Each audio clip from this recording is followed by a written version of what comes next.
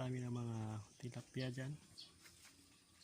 And then harap niya yung red tilapia. Yan, may mga anak guys. Yan, medyo nagtatago na sila. Yan. Yun na. Yan, libre na yung yan ang breeder. Ang dami na guys. Yan guys. Shoutout nga pala kay Densyo, paring Densyo vlog sa may Toraya ng Classic Arts, kay Ams, kay JR. Ganito nakalabas.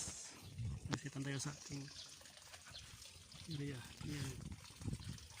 Baka ano na, pasukal na. Yan yung isang fish plant, isang portion niya. Yan guys.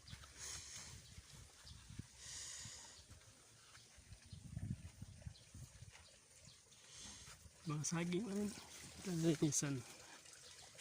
Okay, tapos sa red tilapia.